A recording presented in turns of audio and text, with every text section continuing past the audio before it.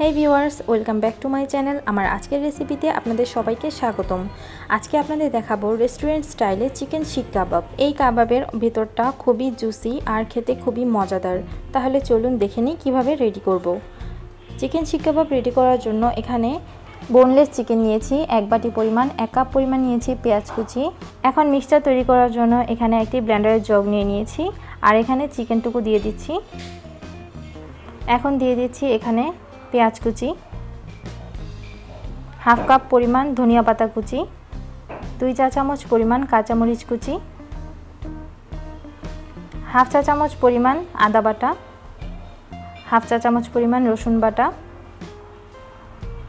Half চা চামচ পরিমাণ লবণ, আপনারা স্বাদ মতো লবণ নিয়ে নেবেন। হলুদের গুঁড়ো দিয়ে দিচ্ছি কোয়াটা চা চামচ পরিমাণ, লাল মরিচের গুঁড়া, ধনিয়া গুঁড়া কোয়াটা চা চামচ, জিরা গুঁড়া কোয়াটা চা চামচ পরিমাণ, গরম মশলার গুঁড়া কোয়াটা চা চামচ পরিমাণ, কালো গোলমরিচের গুঁড়া নিয়ে নিচ্ছি এখানে হাফ চা চামচ পরিমাণ। সবগুলো মশলা আপনারা চিকেনের পরিমাণের উপর নির্ভর করে নিয়ে নেবেন। এখন আমি এভাবে ভালো করে ব্লেন্ড করে নিয়েছি। এখন এই মিশ্রণটা একটি বাটিতে নিয়ে মাঝে একটু ফাঁকা করে এখানে একটি কয়লা নিয়ে নিব। আমি অন্য একটি চুলায় কয়লা গরম করে নিয়েছিলাম। একটি ফয়েল পেপারের উপরে কয়লাটা দিয়ে দিচ্ছি। কয়লা দেওয়ার পর এখন এখানে অল্প পরিমাণে সয়াবিন তেল দিয়ে দিচ্ছি যাতে একটি স্মোকি ফ্লেভার আসে।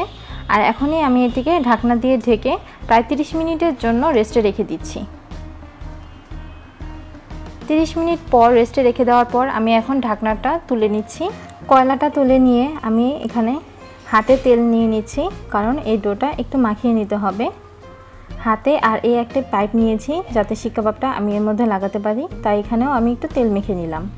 এখন লাস্ট স্টেপে এখানে 2 চা চামচ পরিমাণ বেসন ইউজ করতে হবে। এই বেসনটা একটি আঠালো টেক্সচার আনবে, যেটা আমাদেরকে কাবাবটা রেডি করতে সহায়তা করবে। বেসন দেওয়ার পর এভাবে বেশ ভালোভাবে মাখিয়ে নিতে হবে।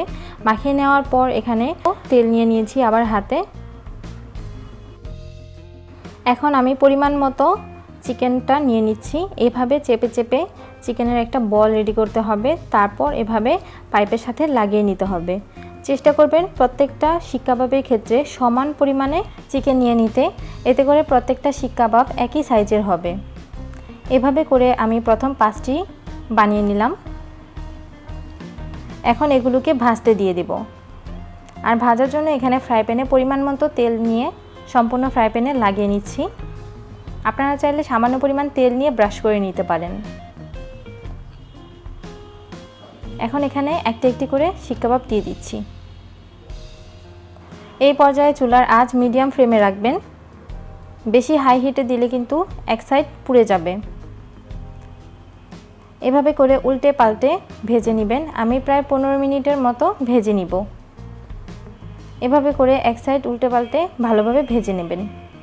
এগুলো ভাজতে ভাজতে আমি অপর পাশে বাকি ডোগুলো থেকেও আমি কাবাব বানিয়ে নিয়েছি।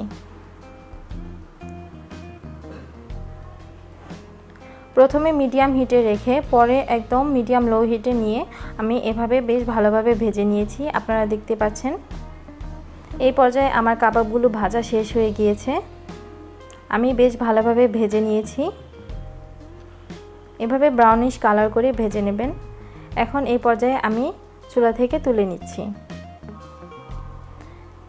এভাবে করে আপনারা সবগুলো শিক কাবাব ভেজে নেবেন।